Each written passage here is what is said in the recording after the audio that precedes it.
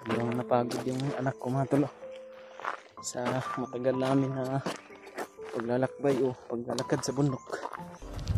Marinig. Sa may kubo. Kubo dyan. Awas na.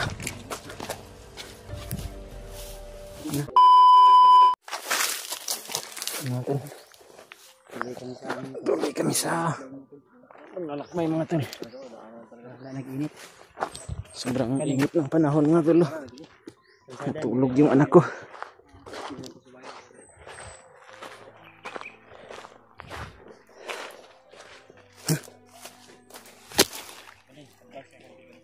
Sobrang napagod sa paglalakad to. Nakatulog ng mahinding. Maglisod tani ko Brad. Ayaw lang mo patunga kayo kasi na yung mga kalaban so na. Maglisod tani og baktas ba. Ay no, hindi lang ko pero init pang gud. Oo, ano. Natulog oy. Daghan kay samad ang ulo. Plus hour na pa. Masangit sa bot sa damo ba. Magkuan yan siguro yung kanya ba haplos yan eh. May pawisan. May sugat yung ano. May pilas pa. Grabe inita pa ba. Nakatulog talaga yung anak mo sa sobrang pagod. Ito ko rin ba? Pare. Basit na ako. Inam Brad. Si bantay sarado si Brad Carlos to. Yung kanina ba rin kuan? Armas. Ayaw patungo kayo kasi may bandido di ang ano, spy kasi tuwa. Pag may spy ati, may Brad sa atin, patayin mo. Mga tol, narating na namin yung kalsada. Tara.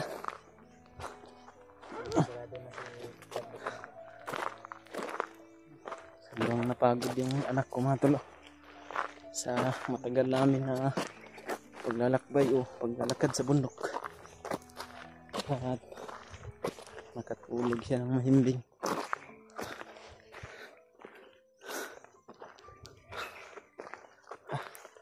Sobrang init ng panahon.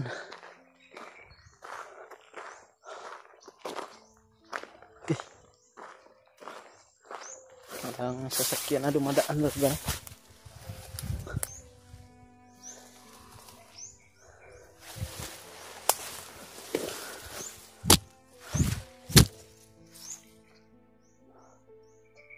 Hintay sana kami ng mga sasakyan mga tol o motor na dumaan dito para makapagsakay kami patungo doon sa bayan.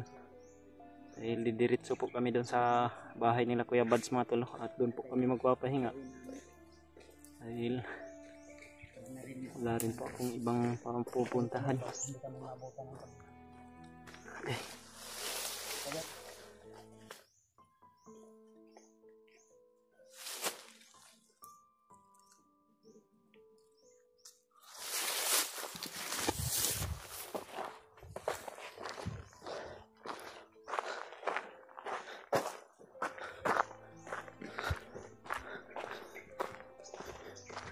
Lalakad na lang muna kami mga tol dahil para makalayo din kami sa area na ito dahil marami pong mga bandido na pag-alagala dito dahil gubat pa po ito mga tol o bundok pa ito ha ang halik na ito na ba may hindi makakita tagtindahan ani makakalitag balag bapan.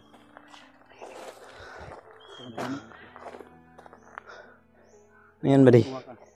May mga uwak ko. Baka may mga yung tao yan o kambing? Parang kambing. Kambing. Ano daw to? Pwede daw ay kambing. Maghagok ng bata eh. Hagok to diyan. Sobrang napagod sa kuan ba? May uwak ha? Spy ha? Pagod siya sa kuan mga dol. Pagod yan.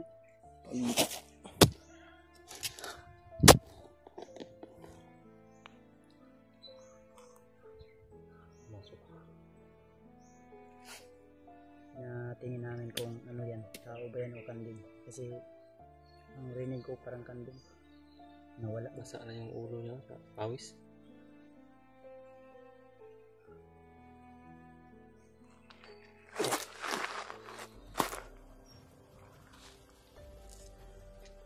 Grabe ang tiri kang init ba? Okay ko ang sakyanan rin mga agi. Hintay muna kami ng sasakyan tol baka magkarating dito sa sasakyan.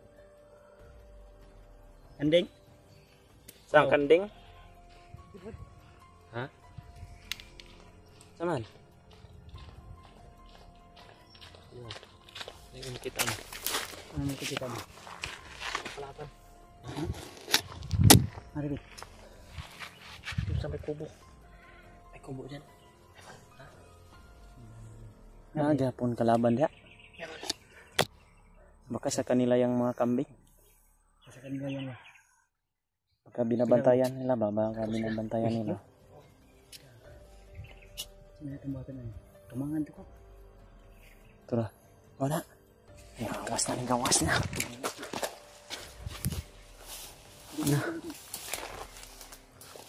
Nah, gitu ya. Tulog ko buko.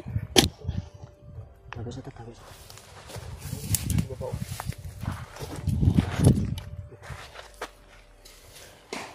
Tura. Napun dari dool oh. Wih, lain motor na boto. Tago tabay. Kauban na nila ba?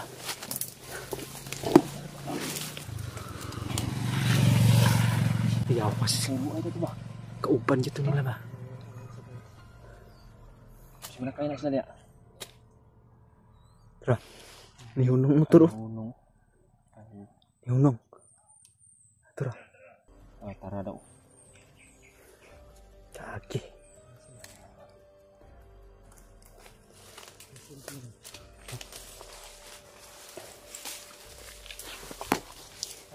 Problema lang. Problema ato berad dili itu sila masakay pud tanan mo ro. Ha? Asa kuan? Bisa tadi.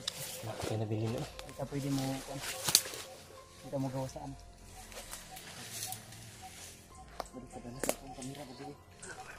Ang maganda niyan, gapangin mo na lang doon, Ha? dalawa kayo ng ano, Dr. Carlos. Kaya gagawa na ko to. Silent tuloy niyo kung maaaring silent tuloy. Operasyon silent chill. Yung mga tol. Puntahan po nila Brad Dib at ni Carlos yung mga nakabantay dun sa unahan mga tol. Uy, bahala dito. Ikaw, focus mo ng konti sa batang. Sila dulo. Yun. Kaagis. Kahit daan, binabantayan na nila. Mga karsada ba?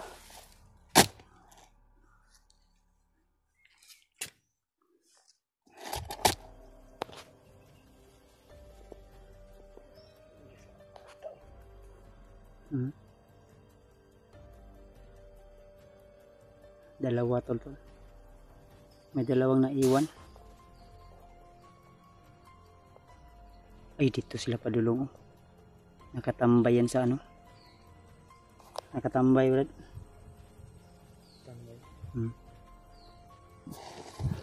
Tulog yung bata. Tulog kayo.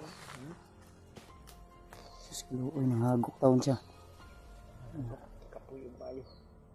Kapoy na ba? No? Sipon ba daw? Ha? Ang sipon ng bata mo.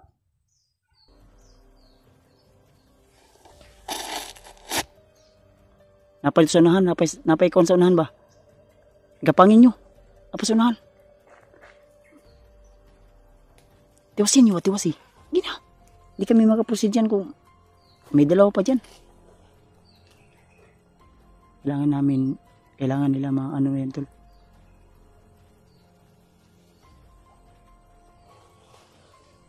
Hindi pwede na agad-agad kami palos-dalos dyan.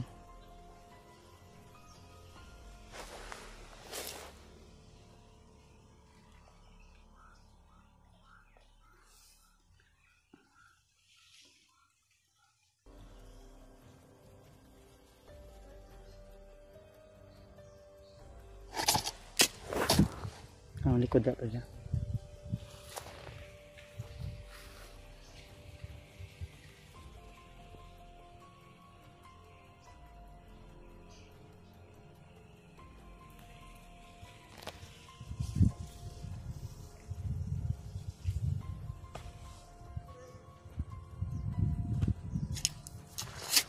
Sa likod ako.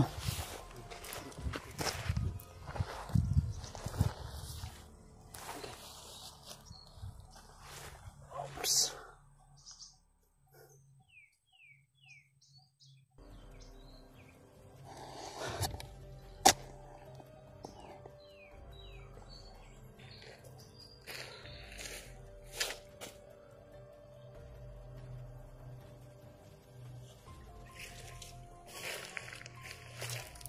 Dito.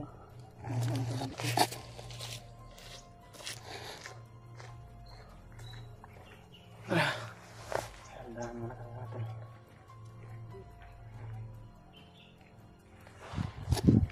Okay. Hirap talaga na ganitong sitwasyon mga tolo. Maglalakad ka dito sa bundok, maraming kalaban at magdala tayong bata.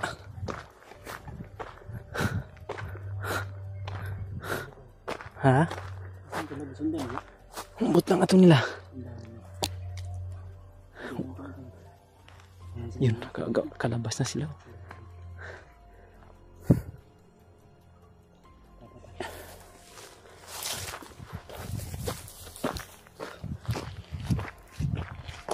Again.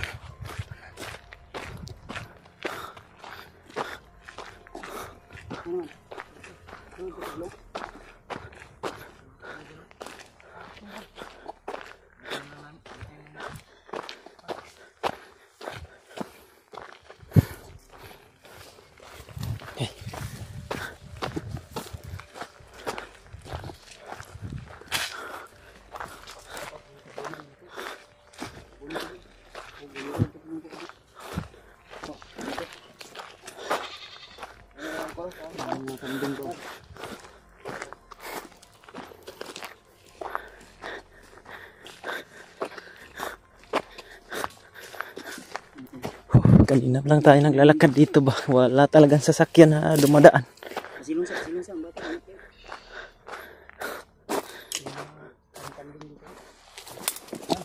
Okay.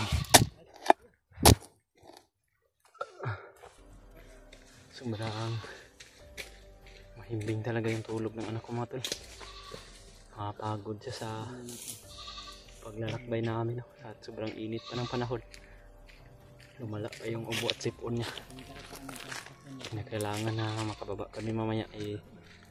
Pa-check up ko to sa sintir mga tolo at bibilhan ko to ng mga tambal o gamot na naayon po sa kanyang karamdaman.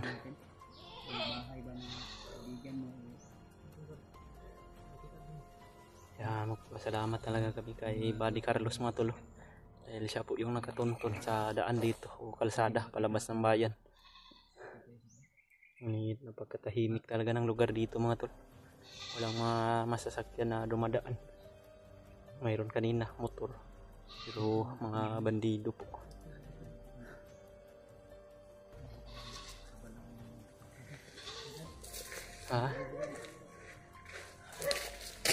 Okay.